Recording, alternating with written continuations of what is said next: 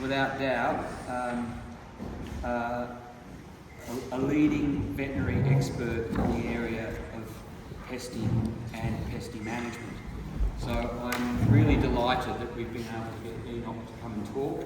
Enoch has just finished a significant PDS on pesty over in Western Australia and around Esperance. It's really enlightening stuff. Dr. McGowan spoke today about how big this topic is. One thing I did not check with you, Mike, was those figures that were given, whether or not they were the 2014 figures or the stuff that was done by Dr. Lawrence very recently? They're more recent. Right. Yeah. Previous iteration, remember? Early teens, I think. Yeah. Yeah. I think the thing that I take out of a lot of this information is that when they start talking about the scale of the issue across Australia, some of the other diseases are bigger issues in Northern Australia than they are in Southern Australia, and as a consequence, when you look at the prevalence of pesty in Southern Australia, it is a bigger issue, a much bigger issue. And much of the stuff in terms of the work that's been done in monitoring pesty in Northern Australia, it's just not at the same level as it is down here in Southern Australia. So yeah, it is a big issue, and I'm delighted, as I said, for us to have Enoch here, and I'll leave it with you. Hi. Thank you very much, Julian. Thanks, Alice. Thank you guys for coming. I spent a lot of time with Mick McGowan. He's a legend in the field and taught me a lot. Lee Taylor as well has done research looking at it here as well. Peter Kirkman. A lot of things originated here in Australia. The antigen capture ELISA that we use for ear notch testing or hair testing, that you guys are familiar with, I think Peter Kirkman had a bit to do with developing that assay. So we're pretty lucky in Australia. We just didn't have any tools to deal with it when I moved here from the US back in '03. So this is where I'm at now in far west Adelaide, what's known as Esperance. And this is our creatures there. You guys did try to grab us back in the day when we had the gold fields, but Perth quickly moved, shifted the railroad back to Frio, and kept the government hands off of it. So we're still West Australian, but we're far over the east. This is Esperance. This is where our beaches are like. That's why I kind of enjoy being there. I can be preg testing cows and have to use something like that. Good, pretty good. We've been moving some more here.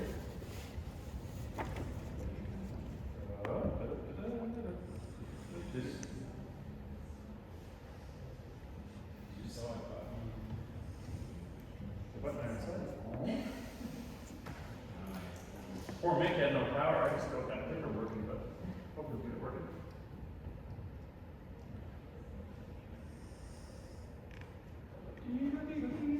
Alright, I'm going to press the little buttons down here. We're also renowned for these guys, so yeah, every now and again we have a few bad situations. This kind of reminds me of cancer virus though. If it doesn't bite you in the head, it'll bite you in the arm, or bite you in the ass. Regardless, pesty. I like to say it steals money out of every pocket. So in the early days when they discovered mucosal disease, I thought it was quite interesting. And then they discovered how the PIs were produced, and I thought, well, that's quite interesting. And as Mick alluded, the incidence of them is pretty low. So financially, it's not a huge impact. But then we started to realize the reproductive consequences. And in the last decade or so, there's been a lot of focus on the immune suppressive ability of BVD. And to me, that's a big ticket item I'm not picking up on. So when we look at the modeling of the cost of BVD, we're taking what we know and putting those into those models. But as Mick and I were talking about earlier, and Caitlin did earlier as well, there's so much about BVD that hides under the surface. When you deal with like a really bad pink eye outbreak or a really bad scourge outbreak as a veterinarian, often when you look behind it, guess what's hiding in the back there in the bushes? There's a guy named Pot Geeter, did some amazing stuff with a range of different diseases. One was IVR. He took animals and exposed them to IVR, and then sampled them, euthanized them, sampled them. It was in the trachea and the nasopharynx, et cetera. We normally see IVR, infectious bovine rhinotracheitis. Other ones he gave him pesty, then gave him IVR, opened them up, and BVD was everywhere. Or IVR was everywhere, sorry. It was disseminated throughout all the tissues. He did the same with behind hemolytica. He took an endoscope, he put it down the trachea, these sample animals, and he fired BVD in there. and 7% of the lung lobe was consolidated in the animals they killed. The other ones, they took manhymene hemolytica, slipped down that trachea right in there in the lung lobes, bang right to the sweet spot. 15% of the lung was consolidated. The third group, you gave them pesky, and then chased it with manhymene hemolytica a week later, and 75% of the lung was affected. So this guy's like a catalyst, but not the good kind of catalyst. This is where I farm in Esperance. And this is where our producer group, HGP Beef, exists. And I want to talk to you about this PDS project that we're doing. And I murdered a ton of slides to try to keep this under about 6 hours. So I didn't do that much. Anticipating what Nick was going to show. I'm also probably going to double up on a few things, which isn't going to hurt. Sometimes a bit of repetition is helpful. And there's a few slides that I shouldn't have murdered. But we'll get through it anyway. So what are PDSs? I think you guys have one right now, don't you? Julian, what's your PDS on currently? At the moment, well, we have some other people here talking great detail, but much of what we've been doing of late is in the containment. So it's been on the other side of our grazing group, but yeah, mainly on the sheep side, and a big one just us on the containment. And we've also been actively involved with the University of Adelaide on drought activities. So every time an animal goes to the abattoir, $5 goes into a kitty. Those $5 come back to us through MLA, and they distribute them. One of my favorite MLA programs is these producer demonstration sites. What I like about it is MLA works really hard to try to figure out things that are going to make you more profitable and protect our industry. But the PDSs is driven by us, producers. We got something we like, we want to pass it on to other producers, we want to prove something up, and that's what it's all about. So if there's something you're passionate about within your group, maybe it's just a BIGG thing, but maybe the world needs to know about it. That's what PDSs are about. They'll help you, give you some support, and help you to get that out there in a bigger picture. Here's what the PDSs are distributing in Australia currently. They've taken it out to 6 years, so we have a 3-year measuring the immune status of heifers prior to joining. They've extended that for another 3 years. We've got a 6-year program, which is pretty cool. I'm going to show you some of that data from the first 2 years. And so there's plenty of support there. So get involved. Sounds like you already are. This is our producer group. These are our field days that we do. And then where are we? This is WA. This is the bike. This is us right here. You can see us right there from the coast. That's my catchment. So this is me. I drive here and I drive there. I don't go this way very often. I go there. But also, because our state is pretty spread out, these are the closest veterinary clinics. So that's a 4.5 hour drive to there, to there, to there, to there. So I spend quite a bit of time in here and up here. So anyway, I like to drive. I'm not a very good driver, but I get there pretty quick. This is me and my family, and got a farm as well. This is the PDS that we're doing, utilizing heifer cremating serology to manage BVD. And when Mick and I were on the technical advisory group that Zoetis or Pfizer at the time put together, one of our key messages was to know your status. Now the key to me is that it's not about knowing your status now, it is, but it's about knowing it next year, the year after that, and the year after that, because BVD changes constantly. How does it change? Well, seroprevalence within your animals, the at-risk population is always changing. It's always in flux, whether you decide to control it or not. That's what Mick was talking about. It is regular to a sense, but it also follows a very structured set of rules. It's a little bit like chess. Like we all know how to play noughts and crosses. It's pretty simple. Chess is a pretty complicated game. BVD is a complicated disease, but it follows some pretty specific rules. And if you understand how the game's played, you can play the game to your advantage. So the objectives of our PDS was to conduct cremating BVD serosurveys. So we're going to collect some bloods over 6 seasons from at least 30 different properties in Esperance. We left that open, and my goal is to hopefully get almost everyone in the district in the train and in the mental frame to screen their heifers annually and to do something about it. We're then going to provide management advice in line with these trained cattle vets, which I used to be the president of back in the day. And we put together a BVD beef and a dairy management guide. So we're going to give them advice based on those guidelines. We're going to describe the serological findings on the individual properties. Let me show you some of that. And also their appetite for intervention. Did they do something with that information? Even if you come to this deal, and Rick and I would both be really happy if you go home and at least screen your heifers next year or this year. Because then at least you know your status. If you go and stick your head back in the sand, we will have failed. You don't have to vaccinate, you don't have to eat your lunch. Just know your status. And that's what we're trying to do with these guys. Were they going to track some pregnancy data and calving data? So did they get pregnant? Did we wean a calf? And hopefully we can then demonstrate that the value of knowing the status of an individual production site's heifers prior to mating is going to create an opportunity for them to protect their herd. You guys with me? So this is my goal. Now with ChatGPT you can make stuff like this, but normally I just search in Google. You can find some cool shit on Google, trust me. So I wanted to find a cow and a goal. Sadly it's a steer, but it's as close as I could get. So my goal in this project was to define the BVD risk of individual production sites, systems, heifers prior to joining. So what we're trying to do is define our risk. So this guy's got a couple of risks, right? He's on a tall ladder, he can bust his ass, or he could get stung. Well, BVD's got two distinct types of risks as well. And Mick covered these really well. There's a risk that in your vendors, you could have a lack of immunity. So you've got girls at risk. You also have the risk of a PI. Now these are very different risks, aren't they? If there's a PI in there, like this gal here is a PI, and you guys have lived together for a reasonable amount of time prior to joining, you're probably all immune. Does that mean you're safe? Well, you ladies are kind of safe, but your calves are going to be born with her calf should she fall pregnant. So your calves are going to be a little bit at risk in the future.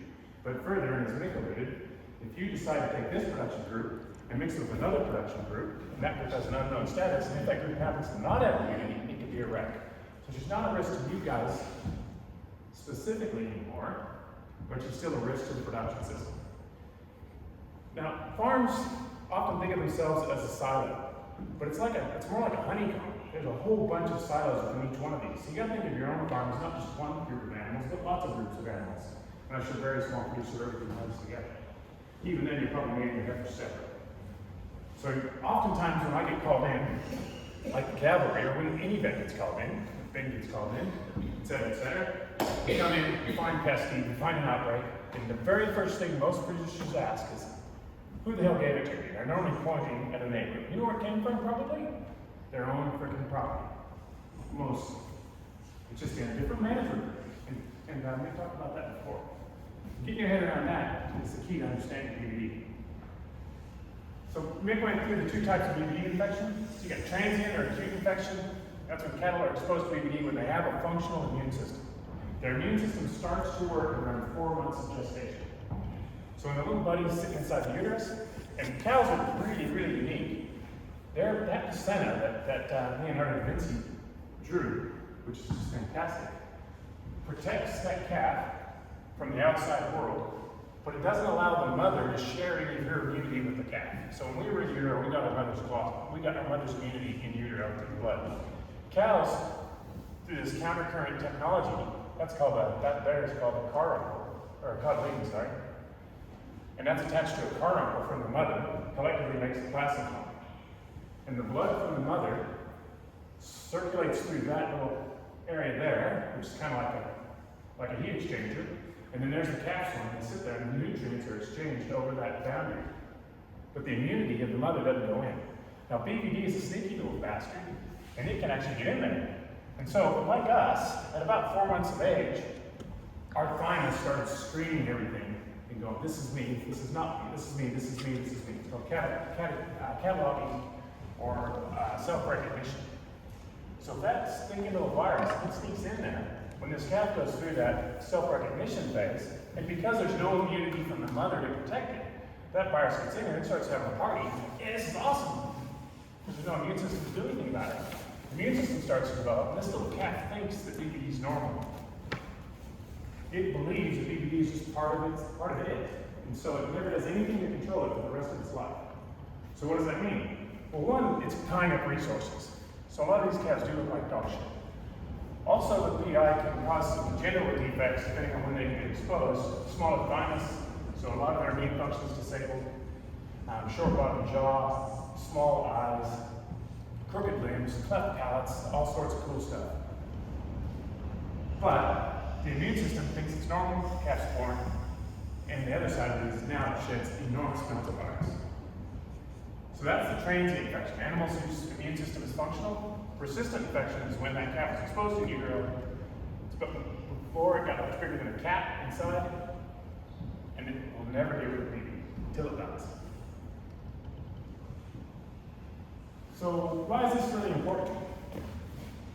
The cool thing about this virus, and look, I love BVD. It's elegant, it's gorgeous, but it needs to die. It's kind of like a really pretty dog that likes to bite people. It's got to go. Transient infection sheds about 1,000 to 10,000 viral particles per mil of secretion for about 7 to 10 days. Just like Mick said, they got it, they get over it, the immune system mounts it, bang. Just like when we got the cold. Now we're all a bit more familiar with RO than we used to be, or R0.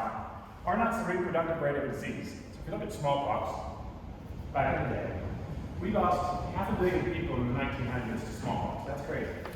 Prior to that, it was even more, before we started getting under control. The reproductive rate of smallpox was 8.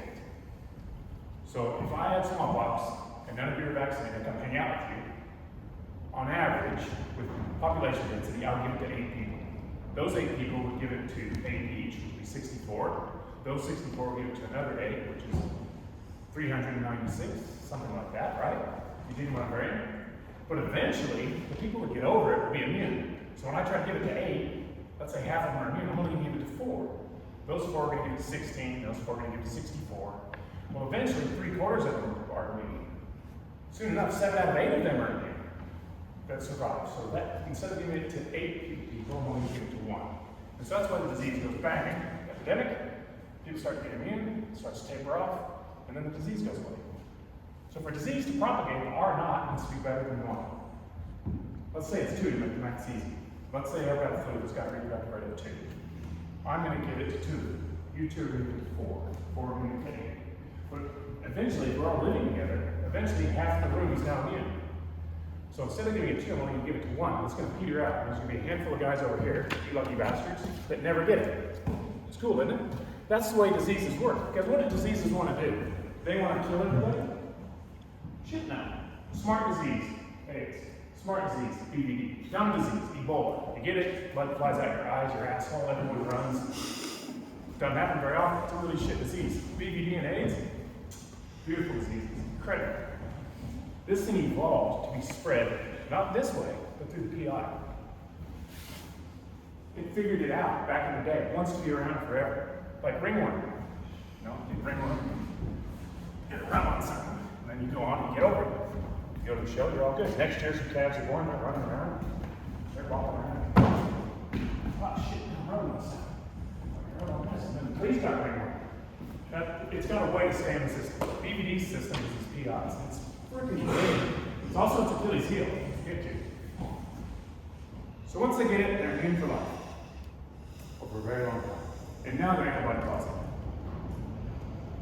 But, yeah, that's great. But you also have long-lasting immune suppression. So the stuff that they've done, it's up to a couple of months. Like it really smashes, wipes out most of their immune function. What's wrong with this animal? It's a Hereford. It's a feedlot. Herefords don't do well in the feedlot, sorry. Hereford breeder, my apologies. I do love a black ball.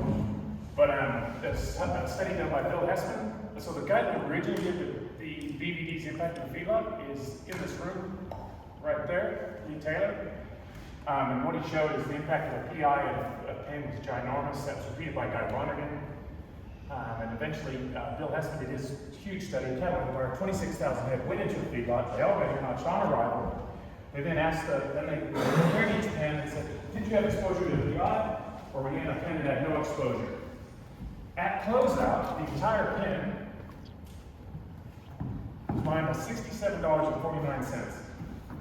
The whole freaking pen, not just the PI. 86 PIs in that study. It cost that feedlot almost $1 million. That's 10 grand per head impact of PIs. So what did that feedlot do? They said, Bill, we need to build a lab. Bill built a lab, test about 1 million head a year to feedlots in the US. And a lot of feedlots in the US test everything coming in, and backgrounders and stokers. Because you don't want these bastards getting to the feedlot. And if they do get to the feedlot, what do you want them to not hang out with? Calves without eating. There's two sides of the story. There's immunity, and there's the impact of PI. And some people go, oh, you're either a PI guy, you're not sure, or you're vaccinated. I'm neither of those. I'm both. Systematic approach. We'll talk about that. I love the vaccine we got.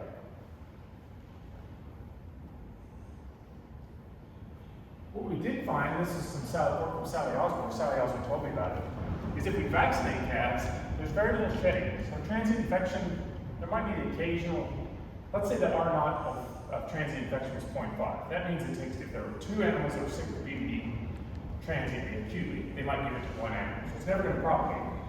But if we vaccinate them, there's no propagation. And it protects that animal's immune system a lot better. So it is a useful tool in that case. So BVD is all about timing. So this transient infection depends on what's going to happen. If you get it right, good beauty. If you get it wrong, not so good. I can't believe they still let these guys do this in Spain. The pool won that one. So when animals meet BVD for the first time, or contract BVD at the wrong time.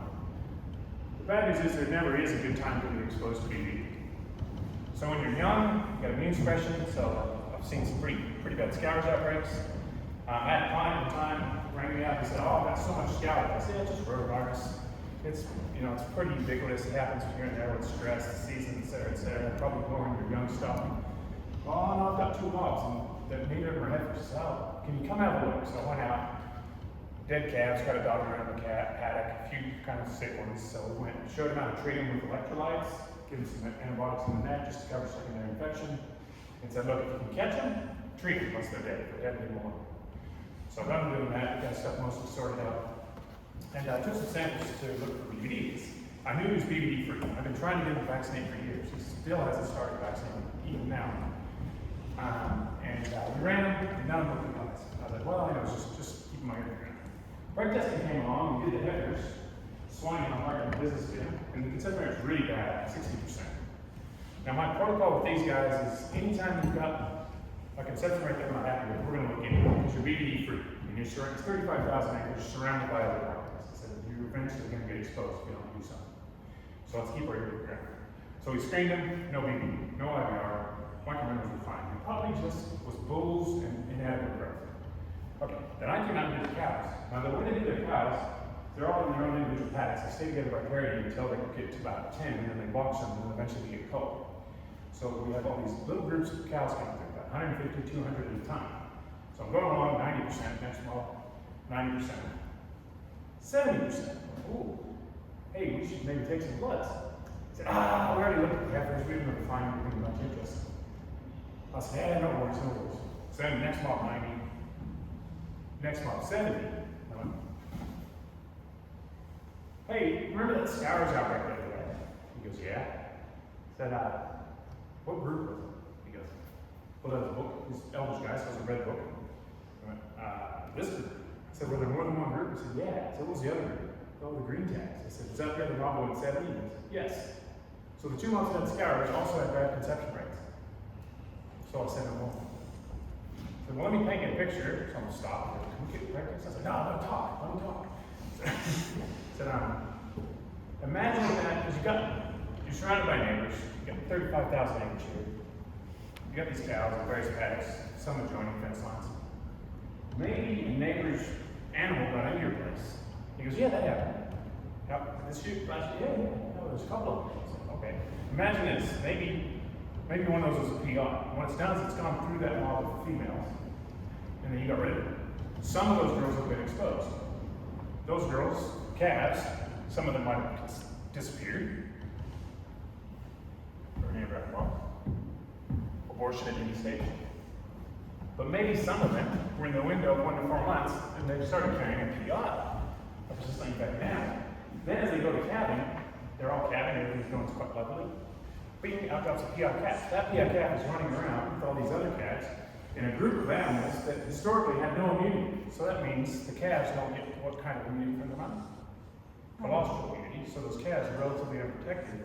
Now you've got a group of immune suppressed calves, hence the rotavirus outbreaks. He goes, well, that kind of makes sense. You're telling the story. What do we need to do? I said, well, what we need to do is we need to define this herd status. So as Mick said, we blood tested every managed group on the farm. There were 13 of them. And guess what? There were 2 groups 100% seropositive. And guess which 2 groups they were? Bingo, bingo, rock and roll up. Super cool. He still isn't freaking vaccinated. Anyway, he'll get there. He's got to be manager, so we've got him on the right track now. But that's the way this thing works. It's just so cool the way it's, and you just got to stay on top of it. And so what I say to folks, and I use exactly mixed words, we've all been saying the same thing, is vaccine is not a solution to BVD. Vaccine is an insurance policy. Your house might burn down. You get a new house, but you're going to lose your photo. In the event of extreme exposure, you're still going to get some PIs. And so people sometimes have an unrealistic expectation of what testing are to do for them. And so then they go and slag and say, oh, it's only 80% if they're going to PI. That's really freaking good. There's no vaccine in the world yet that's 100% efficacious. Right, so timing is everything. If they get exposed before joining, and Mick talked about this, that virus loves the ovaries. That's because it's an immunoprivileged zone. So the ovaries and the testes of the bull, they're candidates, they're new animals, right? They're different than the parent. So, immunologically, we hide those gametes from the immune system of the cow so she doesn't attack them all from the bull, so it doesn't attack that seed.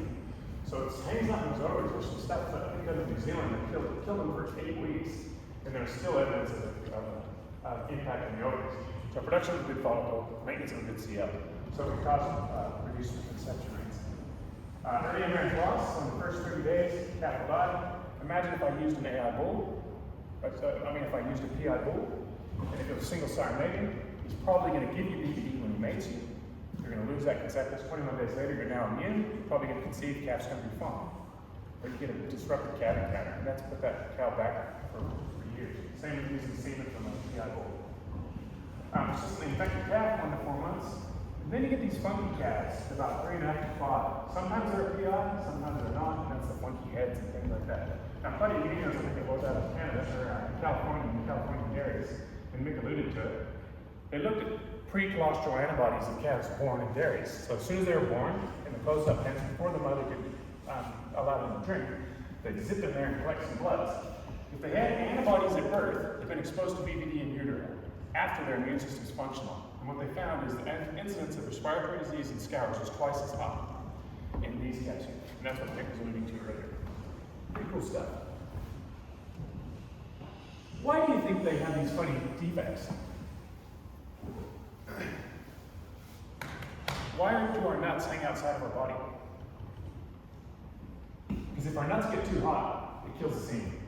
So everything about us, and admittedly now we don't select for anything, so our vision and our sense of smell is going dog shit, but everything about us, and I'm Christian as the next guy, is because it's advantageous to the disease, or to the animal, to the organism. These funky calves, if you go back to the dream time, when you had all these aurochs living in Europe, and they were moving around out in these groups, if you had a calf here, it looked like it was blind. He's going to get kicked out of the group. He's in a group of immune animals with maybe one dominant male, a few little fellas that are going to try to challenge him later on, and a small group of females. That PI calf is going to get left behind because it can't walk or it can't see. And if you've got a group of cows and you come across a single animal, what do they do? They get right in there on them. Well, I'd say these congenital defects is an evolutionary adaptation to help with the propagation of this disease. Mick made the same comment that they're often a bit weird. It's kind of cool, isn't it? Again, it's an elegant disease. How are PIs produced? Mick covered this. PI cows will always produce PI calves. But generally, an animal community, from 1 to 4 months gestation, bang, she gets smoked. Now she's infected. Boom, now she's immune. She produces PI. So Gail Grant-Aleutian did this stuff in the US. It's 93% of the calves in the Native American study, 93% of them come this way, 7% of them this way. Now the cool thing is, if we check a calf, and it's not a PI, like this slide here, it's immune. If we check a calf, and it's not a PI, what does that tell us about the mom? Not a PI. Can't be a PI. If we check a calf and it is a PI, what does it tell us about mom? She either got exposed or she's a PI. So we can when we do like an eradication program, we can rule out the mothers when you make the calves. And these PIs are not. They're infectious their entire life. And the amount of virus they shed is on the order of 1 million to 1 billion viral particles per mil secretion. Julian Maul did that work, titrating out snot, milk, urine, etc., etc. Fantastic work. And so the R naught is based on how infectious they are and for how long they're around. So it's like, it's infinite. Their reproductive rate is literally infinite. You can't shut them down. People say, oh, that's cool, I'll just get rid of it. This isn't PI. But they don't all look like that. This is, we do, especially in the early days, we do most of the bulls in Australia. We set up in Esperance, the first lab in the southern hemisphere, to do ear notch testing to diagnose PIs. And in the early days, a lot of what we did was bull testing for studs before neogen, so we just started offering the service. Sometimes they look great. But not only do they potentially look bad and cause trouble, but also they're immune suppressed. So they often bring shit to the party, like the bunny. So he might be a PI, but he's also brought bunny to the party. So they can not only bring things to your group of animals, but if somebody's got the way rotavirus works, for instance, is someone has to get sick with it to put it in the environment to amplify it. So if you're a beef herd and you get a scourge outbreak, what do? You leave everything that's calved there, take everything that has a calf, put it in a clean pattern, and broken the cycle. So it's about environmental overload. PIs tend to get scours, pink eye, you name it, and then immune suppress and provide a vector to give it to those animals. So you don't want these guys in your herd. That's what we do. We don't want PIs. We need to vaccinate when appropriate. We need to ear notch where appropriate. We need to control it. So now we need to get to the nuts and bolts of it. Diagnosing BVD infection. So there's two groups, and Mick talked about them already. Antigen testing, looking for the bad guys, the virus itself, or antibody testing, looking for evidence of exposure, looking for a footprint, so to speak. Something that's interesting, PIs are generally antibody negative, though not always, incidentally, but generally antibody negative. So the antigen testing is essentially asking an animal, let's say you guys are heifers, keep relating to you guys as heifers. And Vincent will get ticked off me eventually for calling the heifer. And you're not just asking, are you a PI? So you have to individually ask animals if they're a PI. So if you think about Wally, say, are you Wally? There he is. You have to survey the whole group. You got to spend a lot of time going, hello, are you Wally? Are you Wally? Are you Wally? That takes time.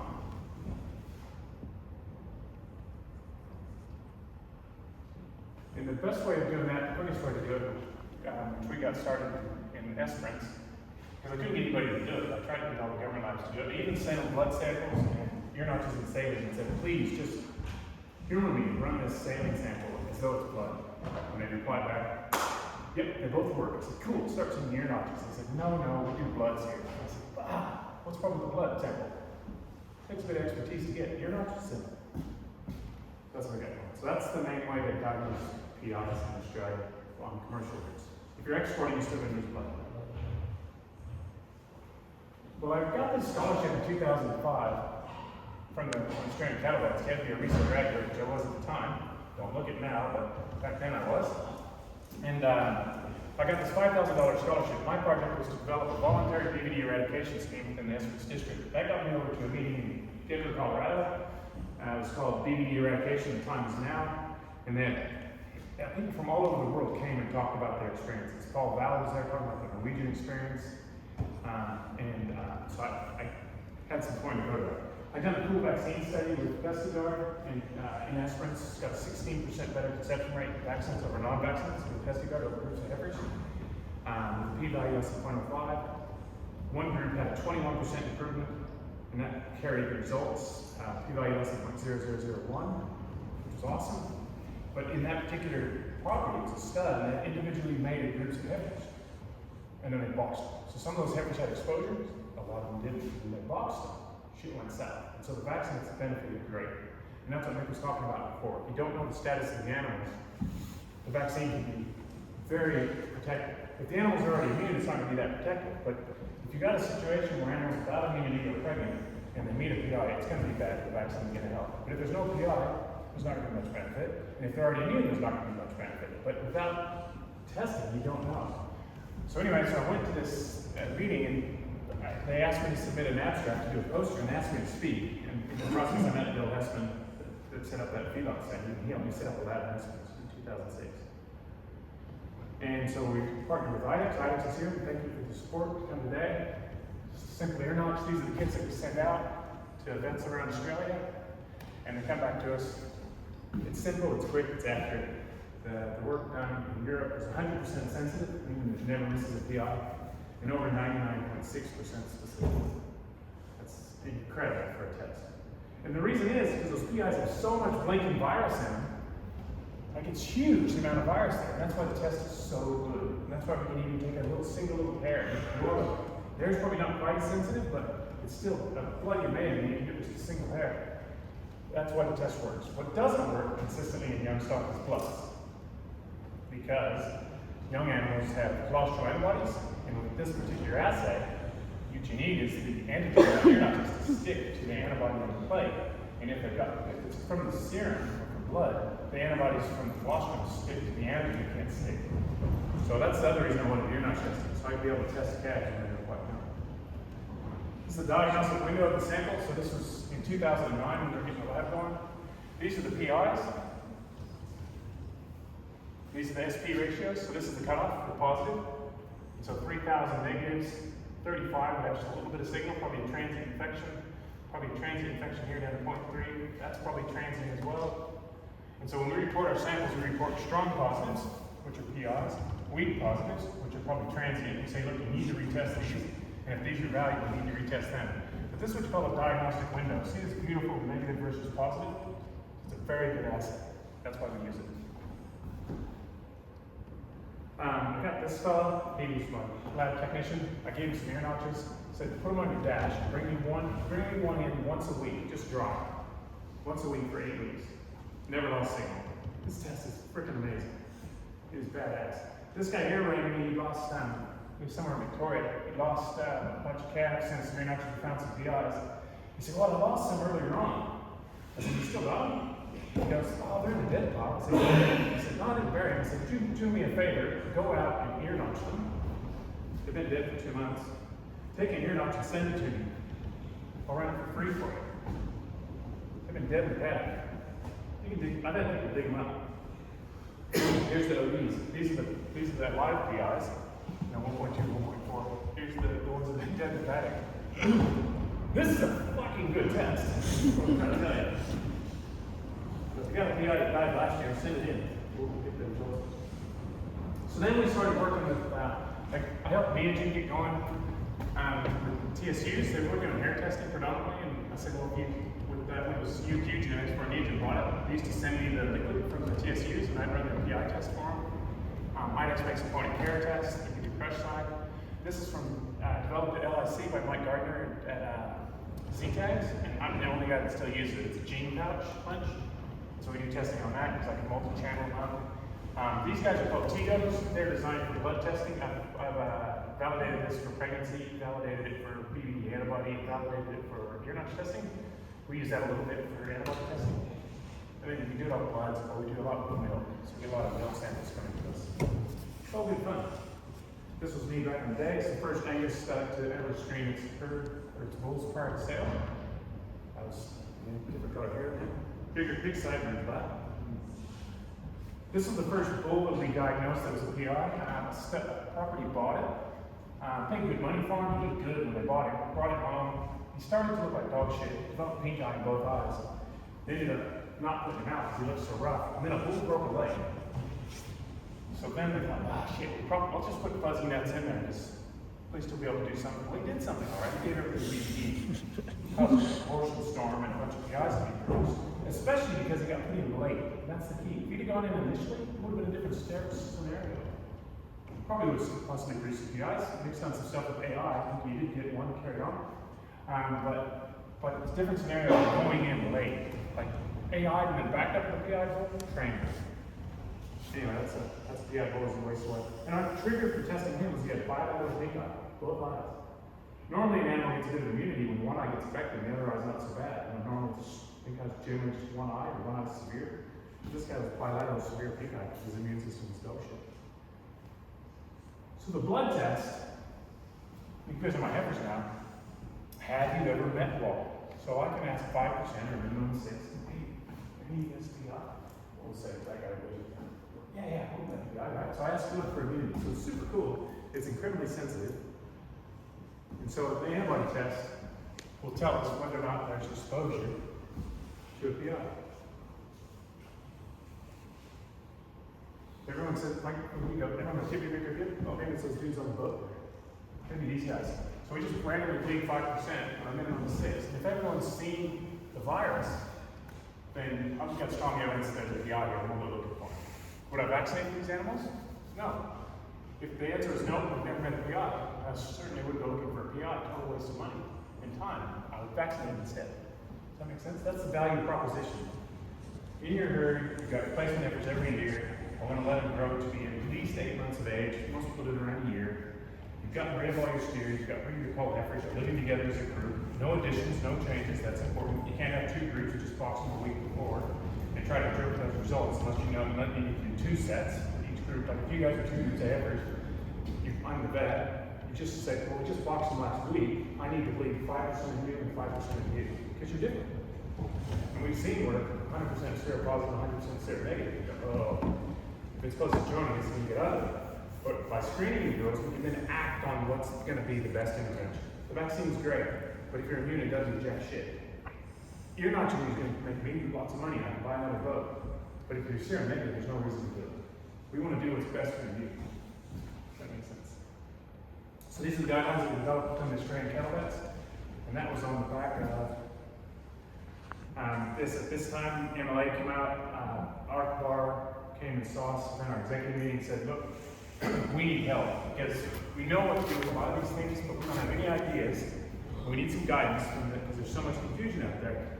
What do we do about BVD? That was the estimated impact of bovine lung disease, or BVD. And I was there. I said, look, this is a shit show. The tests are really, really inaccurate. It's not much of an impact in the beef world or the dairy world. I mean, there is an impact, but it's not huge. This guy, he's a big ticket item. We have the skills, we have the tools, we have the technology. So we developed these guidelines. We didn't do anything with BJD. So what do we know for putting these guidelines together? This is stuff you've learned today. I just want to reiterate what Nick said. PIs are responsible for almost all transmission of BVD. No PI, no transmission. That's it. PIs typically don't live very long. Mick said 90% are dead by a year, 2 years. And a lot of them die quite young. There's some cool stuff. Bill Heston did a chart on the incidence of PIs because he tests millions going into feedlot. And the heavier the calf, the lower the incidence. And it's a really cool graph. So like really lightweight calves, like 150 to 200 kilogram calves, quite a high incidence.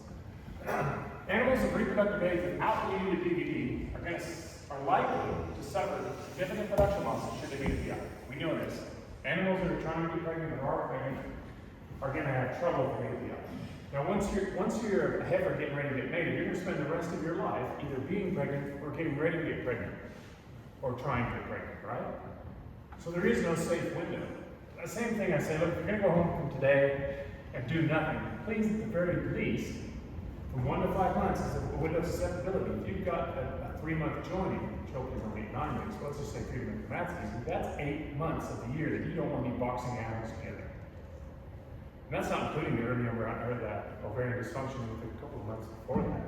So really, there is no safe time to go sticking a PI around your animals that are already reproductive age. Animals in contact with PI animals typically become infected, and they mount relatively long-lasting immunity. We also know that heifers with evidence of high proportion of immunity prior to joining may include 1 or more PIs, and they won't benefit from vaccination.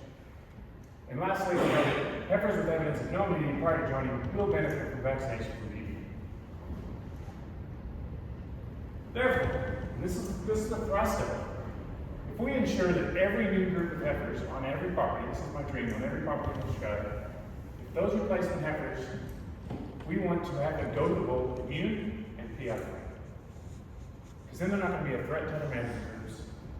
And should a PI come in with them, they're less likely to produce PI camps. If we do this consistently, and this is what I do with producers all over Australia, and we'll show you the stuff from estimates, over time, the adult population should become PI free and immune as well.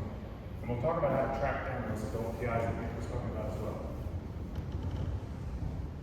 So in a nutshell, and Nick said this initially as well, in our guidelines, what that says is let's screen all the management groups. And what I suggest is if they're highly immune, don't vaccinate. We're going to chase PIs there later, but we're not going to jump in straight away because people lose appetite for it when you go into a group of 7-year-old cows. They're all immune from past exposure. You're not taking, you don't find anything. You start going, this sucks. Well, let's just let them sit, and let's not box them with anything else. If we find a group that doesn't have immunity, let's vaccinate them to protect them against those other managers.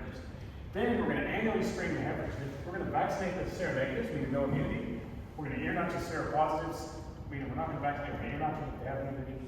And that means every new heifer will become immune and PI free. And over time, if there is an adult, say 3 or 4-year-old PI, hopefully she'll disappear. Like this girl, she's a 5-year-old PI. And that's what we got there. So going back to annual heifer pre-mating screening, this is the nexus of my advice. This is like what I try to get everyone in this room to think about. That's why I offer pre-testing for you guys. You can leave today, speak with Julian, speak with Lockie. We can still do it for the next month or so. I encourage you to do it. Whether you are getting ready to join your heifers, which some of you are, or whether they're ones that you made 3, 4, 5 months ago, we can screen them now as well. Just see where you're at. It's know your status. We'll run for you for free. Thank you, IDEXX. So what we're going to do is test 5% or at least 5% or a minimum of 6. They need to be at least 8 months old and have been together for at least 2 months. We're going to believe about 5% or a minimum of 6. If less than 50% of them are positive for BVD antibody, now if you're up north, it's a little bit different. But in our situation, if less than 50% of them are immune, there's no PI in there. I can guarantee it. It doesn't work that way. So my advice is to vaccinate them, immune and PI free. Now, if it turns out that more than 50% are antibody positive, the next question is it over 80%? And if it's over 80%, that's a pretty good level of natural immunity. Vaccine's about that when it comes to exposure to the PI. So I'm reasonably happy with that. And we had to pick a line somewhere. So if it's over 80%, yep, not vaccinated. Let's screen them to make sure there's no PI in there. If there's any PIs, we get rid of them. Highly immunity PI. All right, what if it's between the two? Well, there are some circumstances where that could happen. Maybe you're a little bit extensive, or maybe you got a PI, like I said, that's really shy. Maybe seroconversion is still occurring. So what we can do, if it's between the two, is we check the antibody negative animals. Sometimes this happens. Someone will send us in, say, 10 samples, and 2 of them are antibody negative. So we run an antigen, and guess what? The PIs. Ooh, found some more PIs? Well, hell, there's going to be more. PI screen holder, immune PI. If they weren't PIs, they're still seronegative, give them another month, because we've got time. We're going to around about a year of age, because I really want to get these 2 doses of vaccine into them before joining. Wait a month, rescreen the ones that were negative before. If they're still negative, there's not ongoing seroconversion. If they've seroconverted, oh crap, we got exposure. It could be from open defense, or it's a slow-moving PI. Are they previously antibody negative animals now antibody positive? The answer is yes, when you're not. If the answer is no, and also we're going to screen a handful more to give us a better descriptor of 50 to 80%. If it's over 80%, I go straight there. If it's not, if it's less than 80%, I can say it's 70 and stay 70, I'm going to vaccinate them. Bang! How do you do the PI? If you do that consistently, you'll get rid of BVD in most situations. And you're going to have a protected period.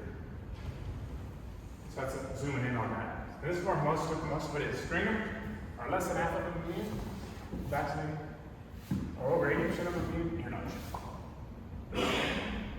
They're in his blue booklets too as well, if you pretty good. So this is our PES and estimate. So out of 60 properties, here's what we found. And this is what we see in the lab. Generally, they're either all negative, or all positive, or strongly positive. Every now and again you get this sort of stuff. Why would that be? What do you reckon most of these are? Thinking about the epidemiology of disease. Let's say you got a group of heifers, and let's say that Wayne was a PI, not Wayne, Vincent was a PI, right? But he's a steer, so he's gone. Now you ladies are now immune. So when we got the group of heifers boxed up, there's some heifers that met PIs when they were still on their mother. That's why you get these little spatterings of 11, 20, 21, 30%. So the farm's got BVD. There's a PI somewhere in the system, but not in this group of heifers. And that's what we want to know. What are we going to do with these heifers? These girls are going to vaccinate. These girls are going to get introduction. These girls, which we haven't had any yet, I'm going to do further investigation. Does that make sense? It's pretty straightforward. I think it's pretty cool. So here's our advice. 18% of the time we said you're not, 82% of the time we said vaccinate. Here's some raw data. The numbers aren't huge, so don't read into this too much, but it's still pretty interesting. So we came up with par for joining. So we're working on 60% conception rate per mating opportunity. So if they just got one round of AI, par is 60%. If they got AI and then the bull went in for 4 weeks, they're going to get AI. 3 weeks later, the remainders come back, they get 60% chance of falling pregnant. So that's an 84%, right? AI in 6 weeks, someone's decided to pull the bull out right in the middle of the cycle, 90%. 3 weeks to the bulls, 60%. So that's par. Then we ask the question, were you highly seropositive or were you highly seronegative? Did you ear notch? Did you not ear notch prior to joining? Did you vaccinate? Did you not vaccinate? And then we graph that as far as how far they are apart. Just like you, we had 2 catastrophic years in a row. So our conception rates were down across the district. So amongst the highly seropositive, the animals that were seropositive at joining, they're 12% below par. Compared to those that were seronegative at joining, they're 6% below par. Is that because of BVD? Possibly. Again, the numbers are too low. We'll do some stats on it later. But it is a pretty significant difference. When I say significant, I don't mean to use the word significant, but you know what I mean? It's a perceptible difference. Why is that? Well, maybe animals that have been raised out of PI have ovarian dysfunction. Or maybe they had a bit more scours when they were calves. Or maybe they had something else that slowed them down a little bit, so they reached critical mating weights. Who knows? Regardless of the ones that were highly seropositive, we said you should ear notch them. Those that ear notched them had 10% lower than expected conception rate, versus those that chose not to ear notch had almost twice as many, 18% lower than what we expected to fall pregnant. And you realize why we had to set it up at par, because if a guy joins for 6 weeks and another guy joins for 9 weeks, I can't compare those apples and oranges. I had to establish what par would be.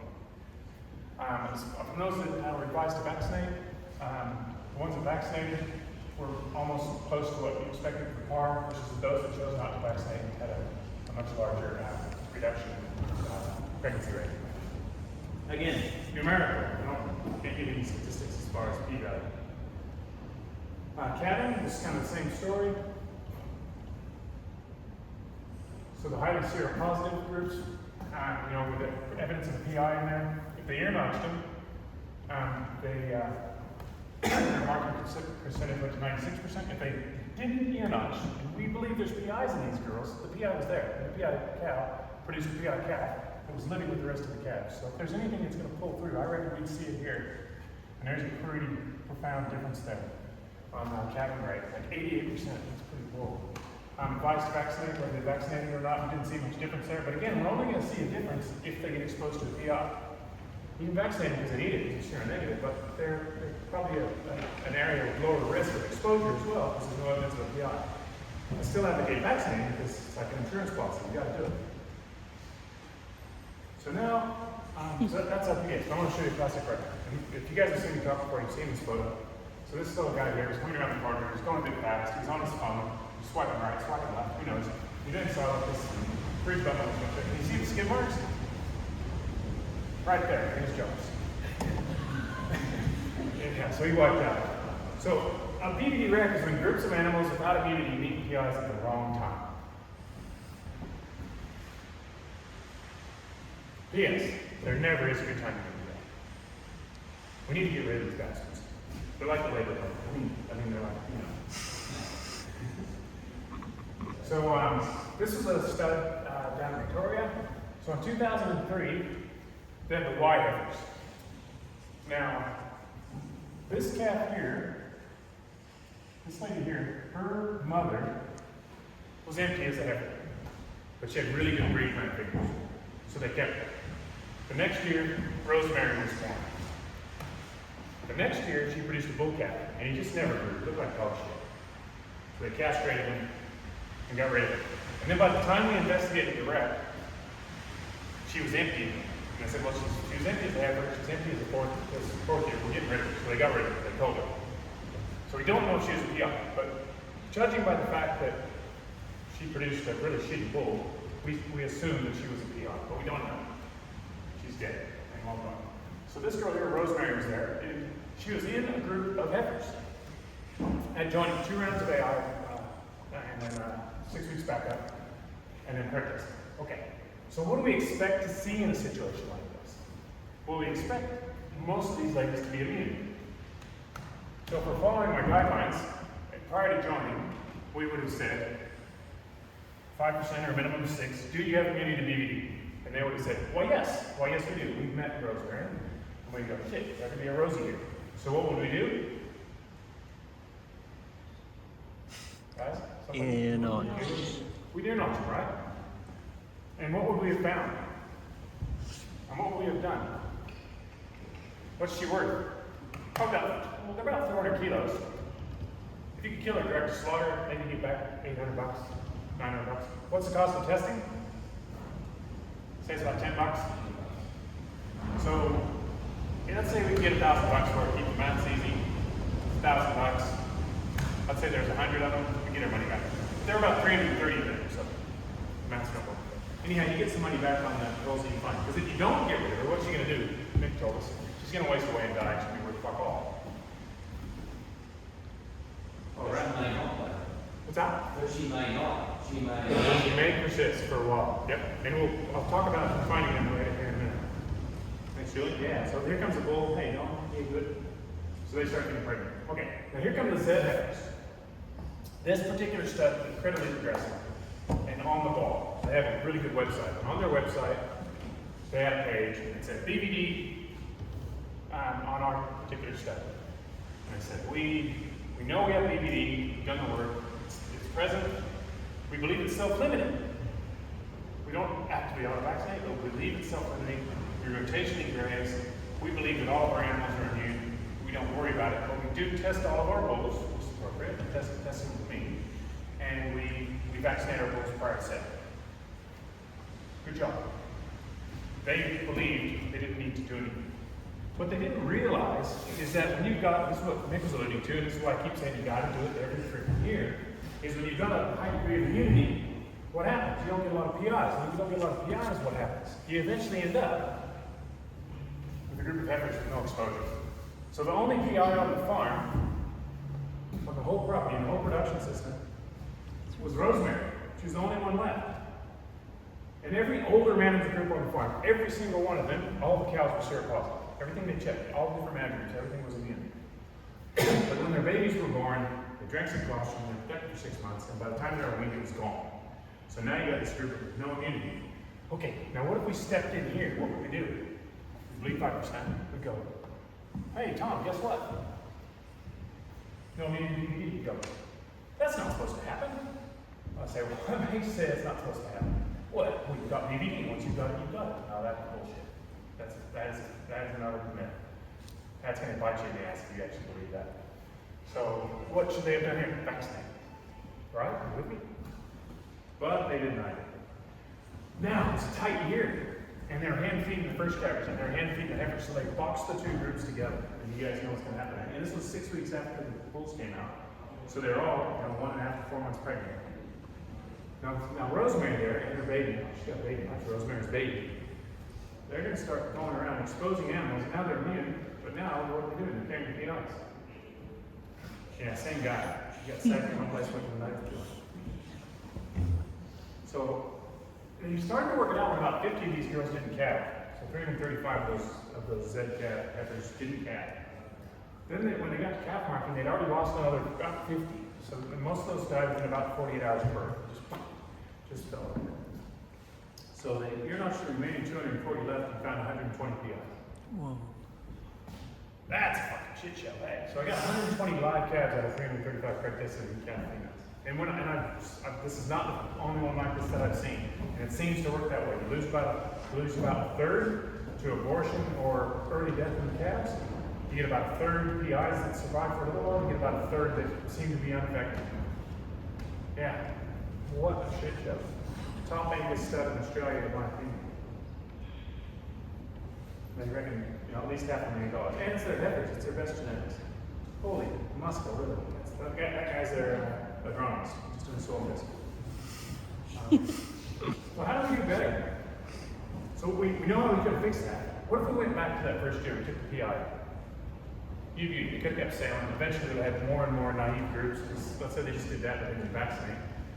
Is moving forward. They didn't keep an ear to the ground. Eventually, you got more and more seronegatives. Eventually, they're going to come against. What if we'd have looked at that group that was seronegative and we'd have vaccinated them, and then still boxed them with that other group? What would have happened? Well, we got 50 abortions. We got about 50 dead. We got 240. We got 120 PIs. So we would have had 10 abortions, well, it would have been annoying. We had to probably look into it. We'd had 10 calves that died near birth instead of 50 at 80% efficacious. And out of the 120 left, we would have 24 PIs. And if they found those PIs, what would they do? They would get on the phone and abuse the release. And they'd say, Lee, this is bullshit. Your vaccine's dog shit. And I get these calls. Guys, I don't know if I've got a new variant of BVD. You don't have a new variant. Oh, I'm pretty sure I do. Why is that? Well, I'm vaccinating. I got a PI. You have unrealistic expectations of what the vaccine can do. The vaccine would save their ass. They reckon they lost $500,000. There's a lot more than that. PestiGuard would have saved $400 grand. They still would have lost $100 grand. They'd have been really shitty about it. And they probably would have had a lawsuit. You guys would have to look into it and say vaccine failure. It didn't fail. It would have whooped ass. That's the thing. The PestiGuard is a fantastic vaccine. But we got these expectations that are unrealistic. How can we do better? Well, it's about systematic management. Because if you go about non-systematically, you're going to get a non-systematic result. Partial program results in partial control. The problem with partial control is it results in partial immunity. Partial immunity results in more animals with a hole in their immune profile, which is going to set you up fail. So that is the issue with partial. So like random PI hunting, that's what they do in New Zealand. One at a time on Friday nights, very slow, but good work. Sorry. Yeah, like just saying she's ugly, I'm gonna get rid of her. You're not gonna get rid of her. There's plenty of good looking ones. Blanket vaccinating, in my opinion, same deal. You're just throwing money at it, and there's plenty of animals that don't need vaccinated. Auto vaccination is kind of like putting a handgun on your nightstand. You're probably gonna shoot yourself when your dog barks too loudly. It's a bad idea. Like, man, and these are your beautiful heifers. When your vets come out, Rockies come out, and so well, they're seronegative, John. What should I do? Well, my neighbor said, I'm going to take this son of a bitch and I'm going to stick him in with my heifers. And I'm going to do it. It's going to be deliberate. And they're going to do it all at the same time. So these guys have synchronized immune suppression. The immune system of all of them is fucked up for 2 months. One of my clients in Esperance does it. And as much as I try to talk them out of it, and one time they forgot, and they ended up, oh, god dang, we gotta get that PI in there. So they stuck them in like 2 or 3 weeks before joining. And Mick will tell you exactly what happened. Shithouse conception rate, ovarian dysfunction. And I don't know what happened. Well, one, you can auto-vaccinate. Number two, if you're gonna do it, you gotta do it, just like Mick said, you gotta do it. You gotta be like a freaking Jedi about this. They gotta live in a gold box, you try them out in a gold box, you put them in, you take them out, you blood test to make sure it's working. Sweet. And you put them back in their box, you make damn sure they don't get around your other females, and make really damn sure they don't get in with your neighbor's females. I mean, this is not a good thing. Like, here's a heifer with no immunity. Here comes the PI to help it. You know what's going to happen. And here's the other thing. Norway eradicated BVD. Took them 12 years. We're going to talk about it in a second. You know what their motivation was? Welfare. PIs die really bad. We all love cattle. That's why we're in the game. We want to give it to our kids. We want to give it to our kids' kids. No one likes watching this thing happen. Those are ulcers in its nose. It's ulcers in its mouth. I don't know if you've got a mouth ulcer, but imagine how this little poor bugger felt. That's on its tongue. That's in its adenomasum. It's down the esophagus as well. I'm not sure where my esophagus picture went. That's in the hindgut. It's just a shit show. And Mick talked about it. So they're infected with the non-cytopathic strain of BVD.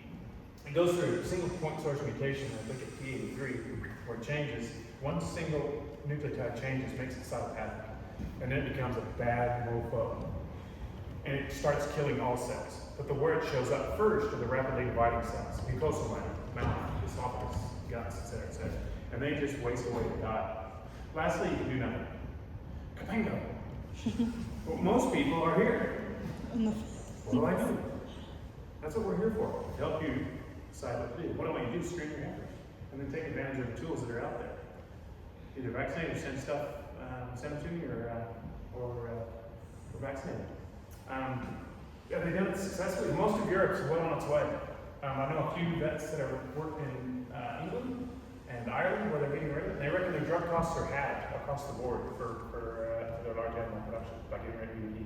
They go, what in the hell's going on? We're not getting near the risk factors. We're not getting near the scours. It's pretty powerful. Scandinavians use serology, guided immunology. The Norwegians were the first ones to do it.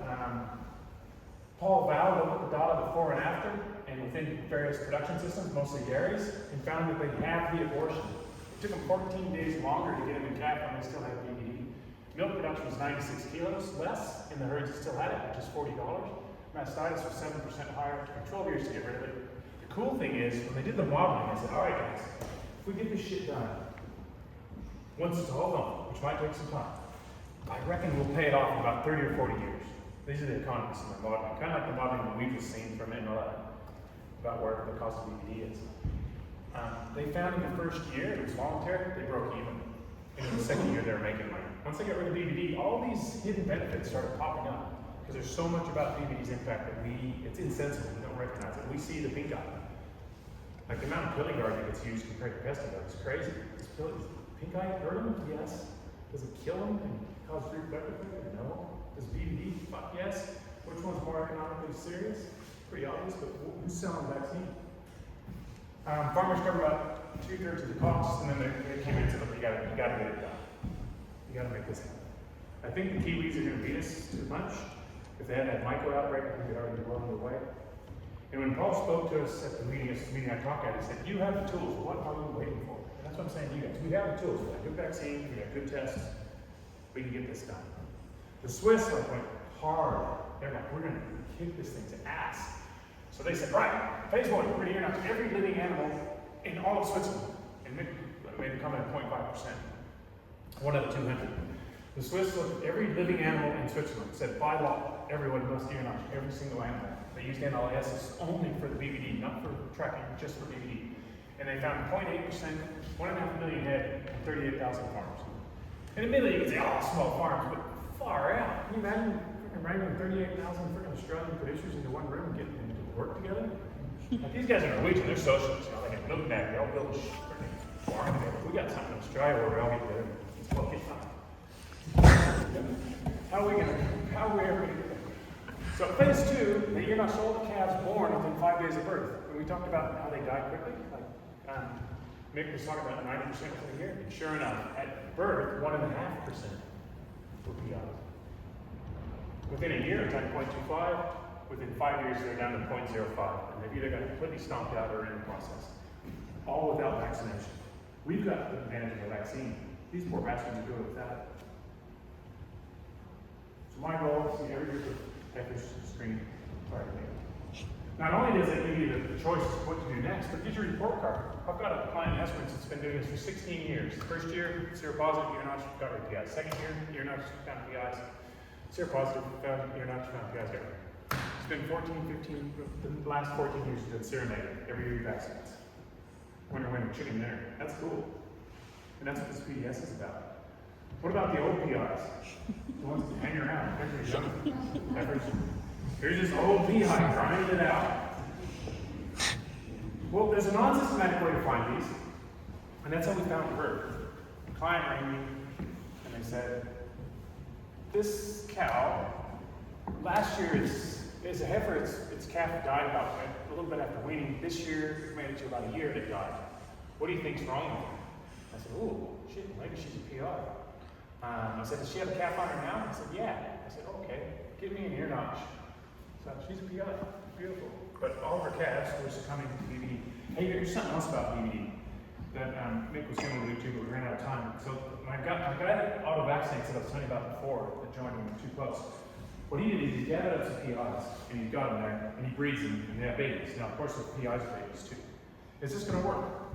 Well, hypothetically, because she gets old and dies, and this won't take its place. But here's the cool thing about BVD, and one of the crazy things about it. If she's got non-psychopathic BVD, and then she decides to go mucosal, and she becomes cytopathic, she's going to start shedding the cytopathic graft. And then, let's say all these were also PIs, let's pretend. When she starts shedding the cytopathic graft, these girls all get super infected with it as well. And you get a whole group of PIs all die at once. It's crazy. You got a group of PIs there, they're looking pretty good, and all of a sudden, they're all.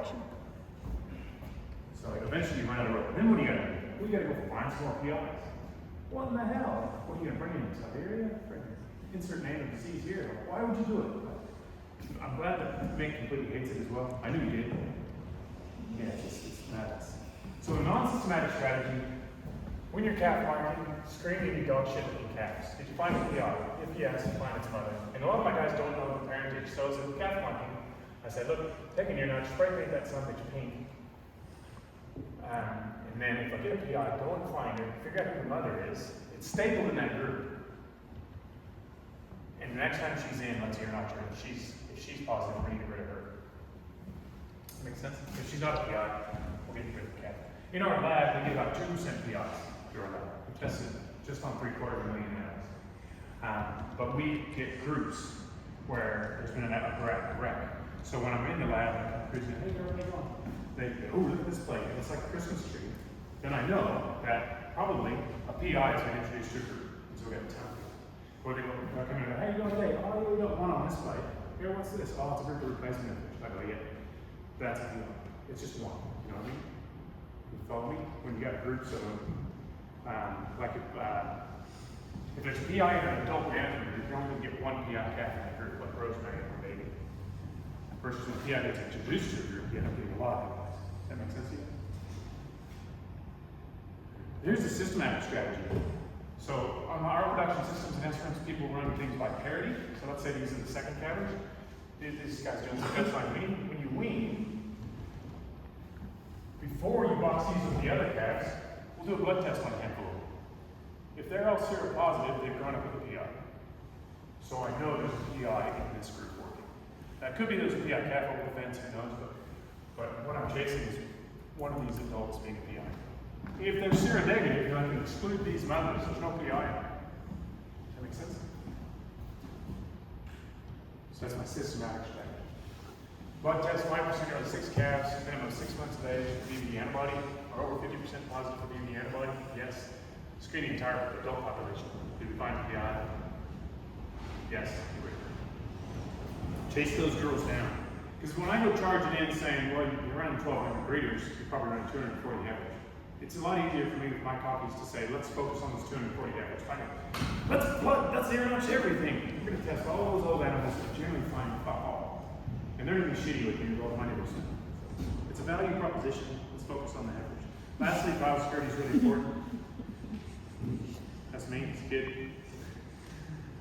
And Mick already talked through this. You're bringing in animals. The biggest risk is the Trojan cow. What does she have on board? So do you know the PI status of the animal that you just introduced? And if the answer is yes, is she pregnant? And if the answer is no, then she's cool. She can be introduced. And I generally get people that, for other diseases, hold them for a couple of weeks before you introduce them, because there's other diseases that will pass. Is she pregnant? If the answer is yes, she could be carrying a PI. Now, if she's seronegative, you would blood test her, and she's seronegative and she's antigen negative, then she can't be carrying a PI. But generally, we don't have that information. So she came in. She's not a PI. She is not. She is pregnant. We need to calf her separately and screen that calf once more. We don't want that calf dropping around other animals. Now the risk is if you introduce her to the herd and then pull her out later, is that calf might slip and the other girls might need it. Is a calf a PI? Yes. Get rid of it. If you don't know the PI status, screen it and you're back where you were. You just want to check those females coming in, and you need to be very cognizant of their luggage.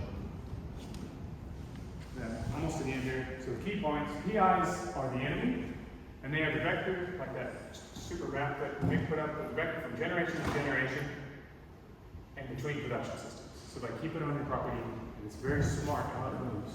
And if we disrupt that link by vaccinating the at-risk females to try to reduce the likelihood of using PI, and by identifying the good PIs and using simple biosecurity strategies to take a systematic approach to controls. Because like most things, you have all your oars in the water. If you're only doing some part of it, you're not doing the job completely. So I rode these surf boats with waves here next to me when I first moved here. And I don't know, maybe you didn't come to this party wanting to talk about vaccination or ear notching, but I never believed in my life that I, a cowboy from eastern Colorado, would have ever worn collars. But alas. And I was just walking on the beach afterwards and I said, I gotta get a photo of that. So don't be afraid to change your perspective. Lastly, if you like a giggle, if you want to look at Jackass, if you look up IDEXX, the wanker on YouTube, you'll find it. Or Enoch the Cowbat. And yeah, I had a lot of fun talking about cows. And I really love talking about BVD. And thank you very much.